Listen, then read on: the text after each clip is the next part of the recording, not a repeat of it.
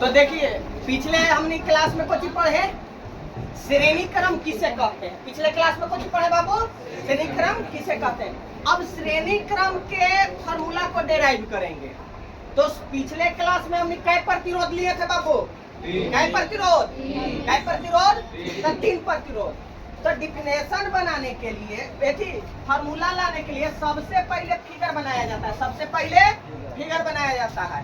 तो 3 गो प्रतिरोध लेते हैं। 3 गो प्रतिरोध लेते हैं। एक पहला मान लेते हैं कि प्रतिरोध, तो क्या हम इसको R1 लिख सकते हैं? किसी को कोई दिक्कत? अच्छा, क्या दूसरा प्रतिरोध फिर लेते हैं?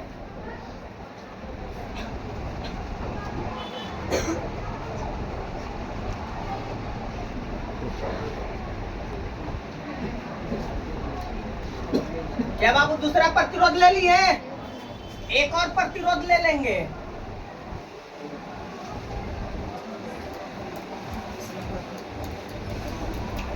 कोई दिक्कत किसी को? कोई दिक्कत? तो क्या हम इसको R1 माने हैं? तो इसको R2 माने? R2 माने? क्या हम इसको R3 माने? R कोची है बाबू? R कोची है? R कोची है? R कोची है? कोई दिक्कत? अच्छा, एकरा में विभव भी लगा दे तो सबके विभव अलग अलग हो जाएगा। कोई दिक्कत? इसको V1 मान ले? कोई दिक्कत? देखो तो क्या इसको विभव मान ले? V2? क्या इसको विभव मान ले? क्या V3 इसको विभव मान ले? तो क्या सबके विभव बाबू अलग अलग हो गया? धारा कोची हुआ सब में? धारा कोची हुआ? धारा कोची हुआ? समान हुआ। विभव कोची हुआ? विभव कोची हुआ? विभवांतर सबके समान होगा। विभवांतर यानी कि भी तीनों के कोची हो जाएगा बाबू? समान हो जाएगा। अगर आप समझ गए तो यही है फिगर। आप फिगर बनाइएगा तब 3 नंबर है, डिफिनेशन लिखिएगा तब 2 नंबर। ठीक ना? तो याद रखना है पहले क्लास में हमने कुछ पढ़े थे श्रेणी क्रम के डिफिनेशन, दूसरा में हाँ। तो अभी मत बनाइए, पहले समझते हैं। पहले समझो सब बोर्ड पता को। सबसे पहले अब एकरा में जैसे ये सब आ गया तो लिखिएगा ना कि माना की कोची है। अब किसी रिलेशन ही गए, अब पते ना है कि मौसा कौन है मौसी कौन है, तो केकरा से खाना मांगिएगा? अपने से? हाँ तो नहीं नीडर है, अपना से खा लेगा के। देखो ज्यादा, देखो एक चीज बतलाते हैं, ज्यादा अगर कोई रिलेशन बुलाए ना, ज्यादा तंग करते हैं रिलेशन की, ऐबे करो जाना तो इतना पार्टी करना ना, जाना तो पेस्ट लेना है इतना तो लेना है इतना, बाकी गिरा देना है सब चिपचाप के। खुद पार्टी एकदम मचा देना है, जाना है तो, ताकि अगला बार से वो बुला ना पावे। आटा में पानी डाल के भाग जाना है। के डाल? अब देखो रिलेशन में जाइएगा तो उनसे कहेगा ना कि ऐसा काम कैले होगा। आटा में पानी डाल देना है, एक मुट्ठी लेके चावल आटा में डाल देना है। सुनो, माना की लिखोगे ना पहले, माना की सुनिएगा। सबसे पहले लिखना है माना की, कुछ लिखना है माना की R1, R2, R3 तीन प्रतिरोधकों का तीन प्रतिरोधकों का प्रतिरोध है। कोई दिक्कत बाबू? प्रतिरोधकों का प्रतिरोध है। कोई दिक्कत? जा करके कभी करना, ढेर जेकर रिलेशन तंग करे ना, पियर सब खुरपाती करना। मान लो कि साबुन मिल गया, पियर साबुन मिल गया, अब जाते हैं तो बढ़िया साबुन मिलता है, इतना बार घसना है कि पिचटी कर देना है साबुन के। सुनो, V1, V2, V3 इनके कोची है बाबू? विभव है। कोची है? विभव है। कोई दिक्कत? ई कोची है? पूरे परिपथ का, पूरे परिपथ का परिपथ का विभवांतर है। पूछिए बाबू, पूरे परिपथ का विभवांतर है। अच्छा, श्रेणी क्रम में बतलाए थे, श्रेणी क्रम में बतलाए थे कि धारा क्या रहेगा बाबू, सब प्रतिरोध के लिए समान रहेगा। क्या इसका धारा आई है तो क्या इसका भी धारा आई होगा? सब के लिए धारा आइए न जाएगा। कोई दिक्कत? कोई दिक्कत? काफी लोग बतलाइए, श्रेणी क्रम में क्या समान रहता है? क्या समान रहता है? कोची अलग रहता है तो विभव इनके अलग अलग रहते हैं। कोची रहते हैं इनके विभव अलग अलग। कोई दिक्कत? चलिए तो आगे एक बार हम बना देते, फिर आप लोग उतारिएगा, ठीक ना? देखो आगे, अब गौर कीजिए, कभी हम आज से 1000-2000 साल पहले ओम के नियम पढ़ाए थे। 1000-2000 साल पहले था। अच्छा, इन्हीं पढ़ाए हैं। अच्छा, मान लो 1000-2000 वर्ष पहले पढ़ाए होंगे। चलो देखो, तो ओम के नियम से, कोची के नियम से, ओम्स लॉ, ओम के नियम से, कोची बाबू, ओम के नियम से, तो ओम के नियम से V बराबर कोची आया था बाबू? IR। V बराबर कोची? IR। IR। V बराबर कोची आया था? अच्छा, कोई दिक्कत नहीं, उसे नहीं। V बराबर कोची आया था बाबू? IR। तो देखो तो ओम के नियम से पहले प्रतिरोध के लिए, पहला प्रतिरोध,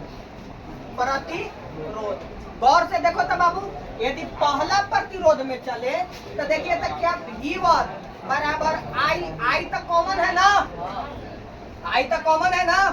क्या R1 लिख सकते हैं? कोई दिक्कत? क्या इस तरीका से लिख सकते हैं? समीकरण फर्स्ट मान ले, जस्ट अब प्रूव होने वाला है, 3 के बाद बस 2 मिनट और। इसी प्रकार से R2 के लिए, R2 प्रतिरोध,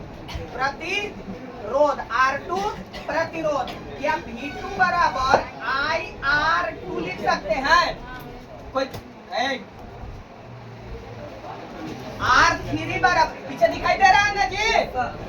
R3 बराबर, R3 प्रतिरोध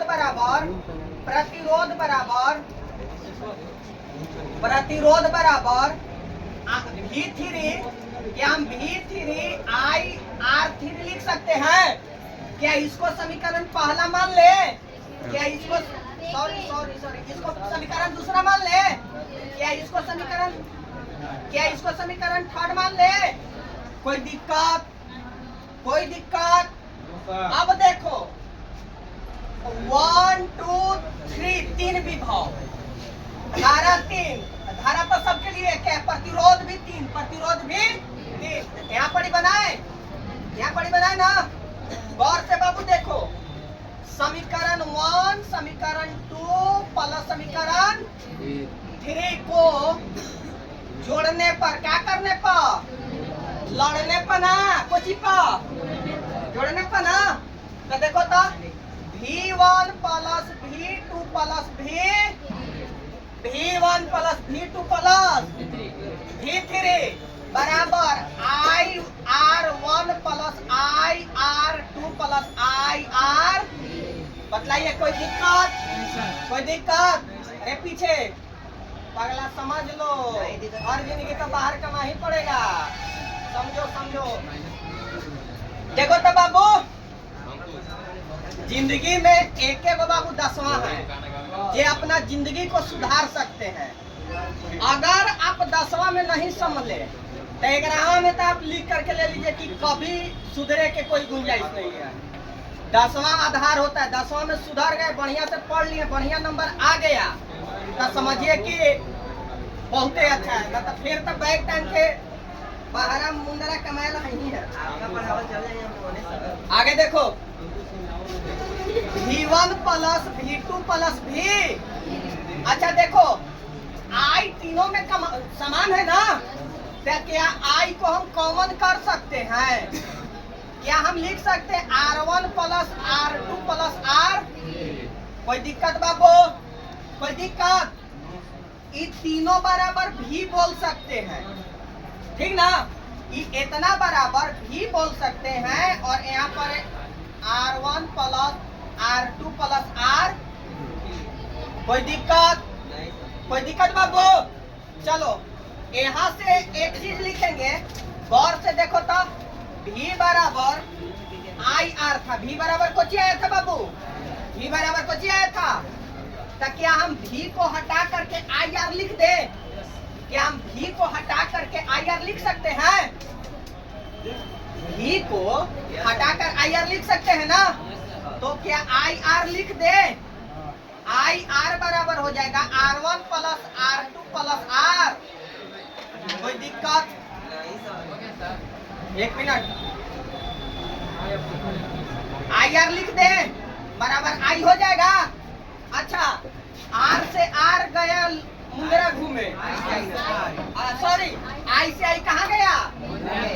लंदन गया घूमे, कट गया ना? चलो तो बच कच गया है, बच कच गया है बाबू आर। और क्या मेरे पास बचा है? R1 plus R2 plus R3। कोई दिक्कत बाबू? ये हमारा प्रूव हो गया।